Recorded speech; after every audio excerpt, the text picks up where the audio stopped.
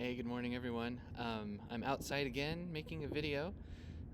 This time it looks like I have a fake background behind me almost. Maybe it's just the way the camera happens to be catching it right now. Um, I'm at main campus. I have a meeting in a little bit, so I did want to check in and just make a couple of comments about the work that is done thus far on Unit 2's timeline. By and large, keep up the great work. I'm really excited about all of the different topics that you've chosen and the ways that you've already started to make connections to and between the different topics that we're talking about. I did want to say something about the element of historical significance that I ask for on those assignments. So, um, when I'm asking you to address the historical significance of the topic you chose, I'm asking you to give your interpretation, essentially. So this is where you're being the historian. You've looked at some evidence. I mean, admittedly, it's secondary most of the time. But this is where you write a few sentences to explain from your perspective and based on the work that you've done, why does this matter? Why does this person, why does this event, why does this conflict, why does this law, whatever it is that you chose, why does it matter? And why is it important for us to understand this thing as we study New Mexico's past? So please, if you haven't addressed the why something is important, you haven't yet captured that historical significance element. On some feedback, I wrote things like, you've mentioned things about this person that were significant, but you didn't explain why they were significant. So think about that distinction as you work on the timeline assignments. Today is the second day of Unit 2, so if you've fallen a little behind, that's more than fine, as I've tried to really emphasize. Please do note that I put zeros in the gradebook when a due date has passed, though, just to signal that the due date has passed. That doesn't mean that you can't do that assignment anymore. You can still, complete any of the work for credit as long as you're able to get it done within the 2 weeks that we have together for intercession.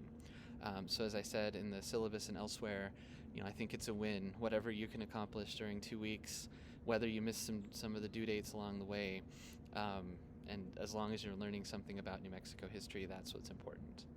So I'm going to stop there. I'm actually going to add on another video to this one. If you're interested in learning about doing a reverse image search with Google, I'm going to show you that in the next part of this video.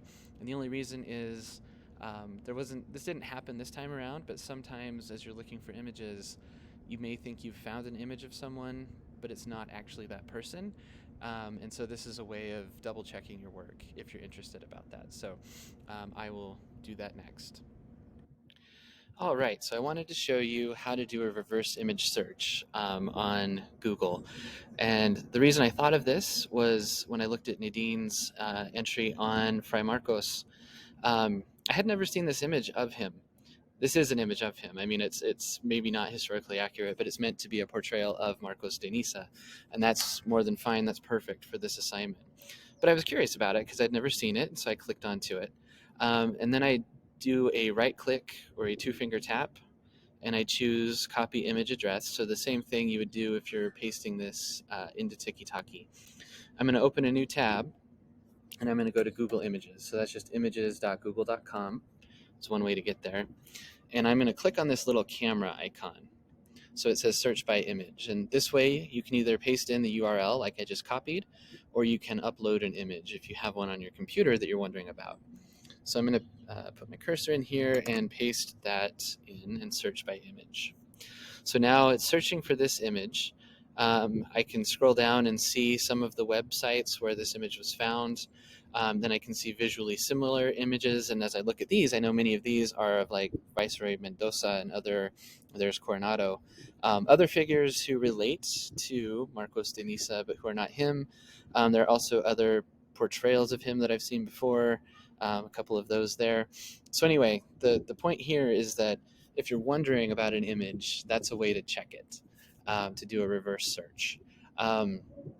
If you happen to choose Governor Armijo or Governor, I'm forgetting his name right now, Albino Perez, when we get to the next unit, actually maybe unit 4, people mix up their images all the time. And there's actually not an image that I've ever been able to find of Albino Perez, but there are plenty of Governor Armijo that claim to be Perez.